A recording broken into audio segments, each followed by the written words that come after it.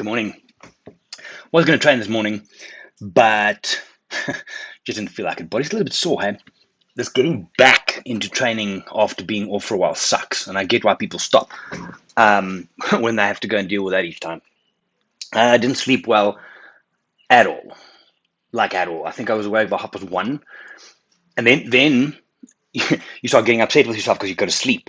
Then you try and sleep harder, which doesn't work, and it just spirals the hell down. So I've been watching basketball since early this morning. Almost dozed off for a little bit, didn't happen though. So, and my problem is my head starts running with things I have to do, can do, want to do. So instead of training, I had a quick shower early, had a quick breakfast downstairs, and I have to watch the dogs when they have their breakfast. That's why I went downstairs for that. I'll tell you now. But yeah, so I'll train later today. Can I come home early from the office? Just one meeting. And then I'll train about lunchtime-ish.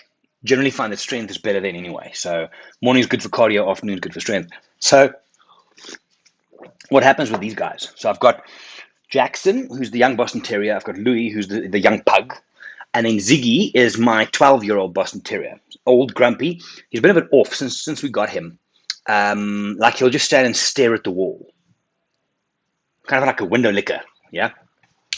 Anyway, so he's old and grumpy, but he's never eaten well. So now what's happened is this game, I should film this one day, where I feed the two small ones, Ziggy stands and watches, I put Ziggy's food down. He will not start eating until the other two are there watching him. Now it becomes a game, you see. It's like little snipers, like hyenas trying to go in and grab pieces, and he waits for them to do that. Then he kind of goes after them. Then he goes back to protect his food. It's this whole drama thing. I'm going to give you a very strange reference. For those of you that have seen Interview with a Vampire with Tom Cruise, Brad Pitt, Antonio Banderas, way back, and Rice story, there's the one scene where Brad Pitt's character, and I think it's Kirsten Dunst, was the young girl. They go to this theater of vampires in Paris.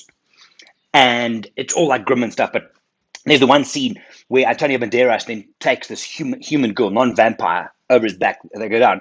And then from the top, they show the scene where all these other vampires dressed in black come in. It's like, and I was watching these guys a couple of days ago from the top, and Louis being black, it literally, I thought, oh my God, that's the scene from Interview with Vampire.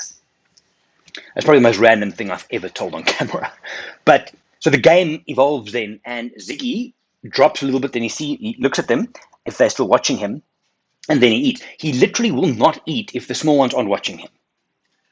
So it's and we got to wait there, because if Z leaves and the food's there, the two small ones who've already had their breakfast or lunch or dinner storm in, and there's just food everywhere.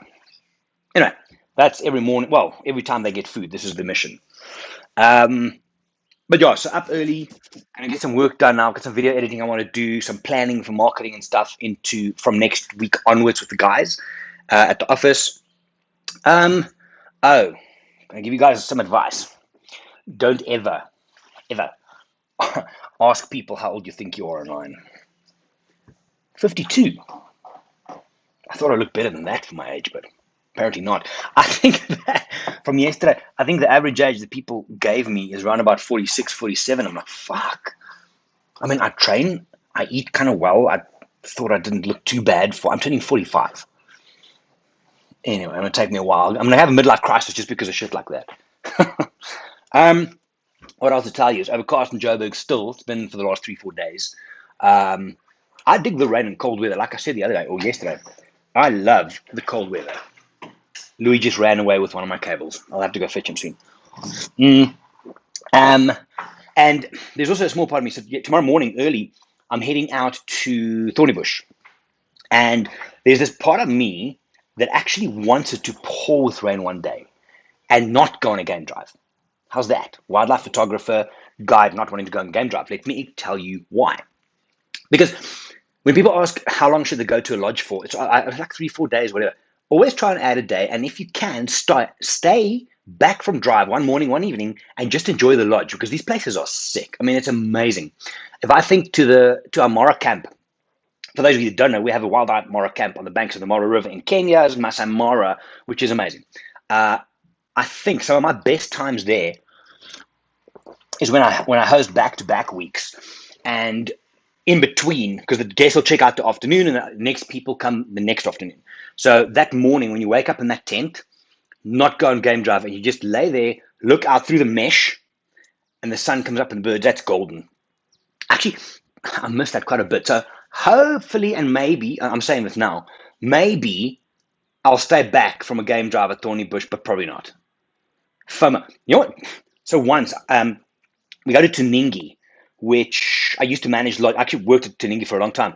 And we go there for bed night. So we get in on the Friday. This is literally one of the only game drives I've ever missed up until that point, ever. And it hurt. So get there about 2:30. There's high tea. We snack. Cornelius, good mate of mine, still works there. No, he's moved, I think. But I'm on their vehicle. Am I coming with them? You know what? No. Had a long drive. I just want to sit there. They've got a beautiful deck, waterhole thing. Let me just sit there for a while and just be me, just zone. Anyway, and then there's this voice saying, Gerry, you're being an idiot. You should have gone. But there were elephants at the waterhole. All good. So Tuningi's got a fantastic bar area. We spent many, many hours there working. But so I think they had 3 vehicles out on the day. The guys start coming back, and you check this. I check it from a distance. And it is when guests come back from a trip or from a game drive, and there's been some proper game drive action. There's this buzz in the lodge when they come back, and as the people start walking, I'm thinking, "Oh fuck, I made a mistake." Anyway, so Gavin, one of the other guys, good mate, comes in. He pours some drinks for his guests. They're all bubbling. I'm like, "Okay, what's going on here?" Cornelius comes in, and he doesn't want to make eye contact with me. I'm like, Corey, what happened? Cuppy is his nickname. What's happened?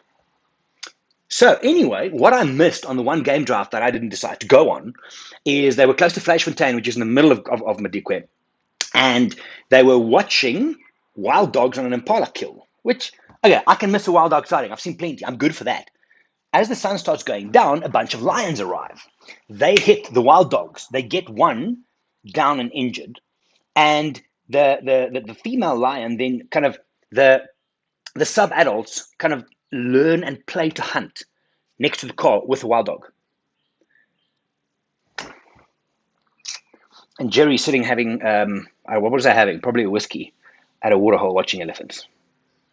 Anyway, so I'll be thinking nicely about whether I actually missed the game drive this weekend. But even just telling you that now, I probably will sit back. I think it's nice to zone. I mean, I was speaking to Johnny yesterday in the office, and he said that it's very far. Thornybush is a little bit further than Sabi. It's kind of northwest of Sabi, where we go to often, and it's about a 6-hour drive. Not taking any stops into account, but I will have wimpy breakfast, because if you do a road trip in South Africa and you do not have a wimpy breakfast, a cheeseburger, not even a breakfast, a cheeseburger and chips for breakfast with a cappuccino, you need to speak to someone about that, because it's a thing. So it's about a 6-hour drive. So it's a long way to drive for only 2 nights, but I love driving. For me, road trip, music, open road, it's better than any therapy. It literally is. I love the driving. So, I mean, I would actually, way back when a bunch of us, mates and everybody, we worked on the Queen Mary 2 together, cruise ships, and we were in South Africa on one of our breaks, and we went for an interview to work at North Island in the Seychelles, which eventually we ended up at. Different story. But we drove to Durban and back in one day for that interview. So we loaded the car. It was Steve, Glenn, Adele, myself. We loaded in the car. We left early morning, like 3-4 o'clock, through to Durban, which is about 6.5 hours. We got there. We had like a late lunch thing. We had our interview. Actually, at Ushaka Marine World, we had the interview and had dinner and drove back. Got home, I think, like 1, 2 in the morning.